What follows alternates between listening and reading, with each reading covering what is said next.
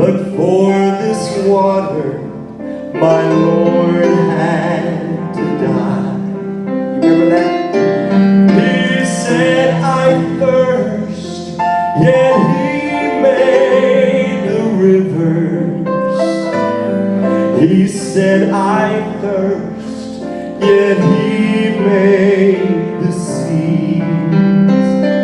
I thirst, said the King of the ages.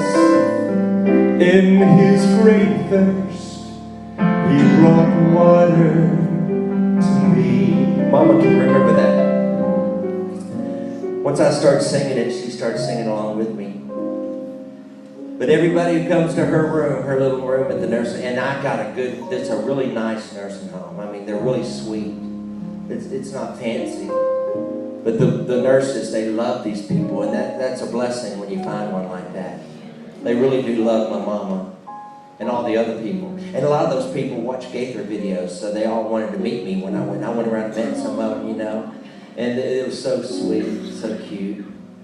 And we're all had, you know, I mean, Lord willing, everything Mama gets, I get. I'm sure I'll end up there one day. Y'all better come visit me. Somebody better change my diaper. I don't, you know, I've always prayed since I don't have kids, I just got dogs. I said, Lord, please let me at least save enough money to where I can pay someone to change my diaper. I don't want to beg somebody to do it. But my mother, she's well taken care of. And I learned so much from her growing up. She told me, she said, if anybody, the reason why I wrote this song, this last song I'm going to do tonight, the reason why I wrote it is because Mama said to me so many times growing up, I remember hearing her say, the greatest proof that this story is true is the silence of Mary at the cross. Mama said, because Mark, if you were being crucified in our hometown proclaiming to be God, I would be pitching a fit. I would not be silent. I'd say, he's crazy, but don't kill him. She said, because I know you weren't virgin born. But if anybody knew Jesus was virgin born, Mary knew it. You know what? We got to take that by faith. She did not. She could remember the angel.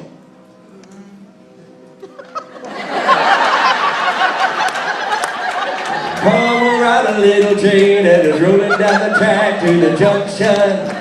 Petticoat Junction. Yeah, you remember that. Well, that sounds just like a tornado. I went through a tornado on a houseboat, y'all. And they sound just like trains. And I did not know they did, because I was asleep on the houseboat and come about 2 in the morning. I heard this train coming down the lake. And I thought, there ain't no trains on this lake. Anyway, so, and it hit too. And it was scary. And that's when I first got the idea that, you know, because the next morning I go up to the houseboat where everybody's having coffee up at the coffee shop. And everybody there had been through it before because they'd been there for years. And come to find out, the boat dock where I put my houseboat, which I had at the time, this several years ago, they named it, they should have named it Tornado Alley. They went through it every year. And they were used to it. They didn't mind their boats getting turned upside down. They'd been through it. And they were all laughing the next morning. And I told them, I said, well, y'all, I'd enjoyed it a lot more had I known I was going to live through it. That's when I thought, I bet you when we get to heaven, we're going to look back and say, I'd enjoyed it. I say enjoy it now. Whatever you're going through, look for the good in it. Look for some reason to laugh.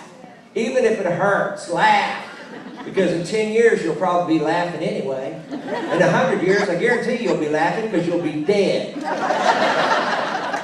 And you'll look back and say, man, God was up to something. So just trust Him.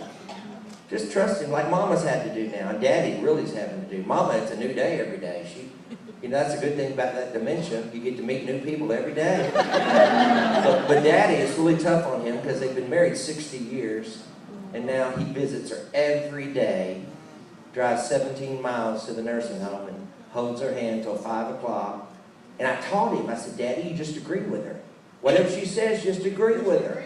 You know, she thinks you're her daddy. Say, how you doing, daughter? She thought I was her daddy. I just became her daddy. I beat the tar out of her.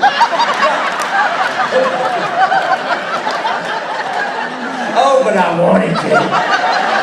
I'm your daddy! No. Lord, I can't believe some of this stuff I'm saying. Don't repeat any of this. Turn that video camera off. You put this on YouTube, I'll find you later.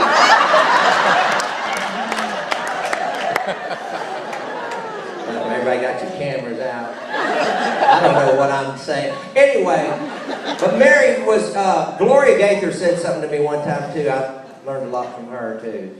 She's smart. That Gloria, brilliant, man. Well, she wrote all those words, you know, those songs. I told Bill, I said, she ever leaves you, she's taking half. Because, I mean, those melodies, Bill wrote the melodies, but Gloria wrote the words. To Because He Lives, Thanks to Calvary, I Don't Live Here Anymore, all those great songs. And I loved having breakfast with her, and she'd travel with us sometimes. And one morning she said, you know, I think God's in the interruptions of my life, and He's seldom in my plans. And I started thinking about that. And you know, I found it in the Bible. There's a lot of interruptions. Mary, of course, was interrupted. You know, she's 13. She's playing with her dolls. An angel shows up. Hey, Mary, you're going to birth a baby. That was an interruption. And we know she's probably about 13. It doesn't say she's 13, but one of my Bible professors said she's 13 in college. And of course, I learned a lot of things in Bible college. I never read the Bible. But we do know that she was young. And because people died young back then, y'all. Nobody had to live this old back then. They died 50. 40 or 50, they dropped dead. Now we got medicine. People don't know when to die.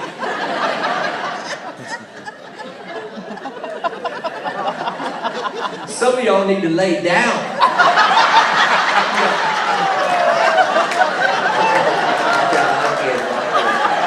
I'm kidding. Go ahead and live as long as you want to.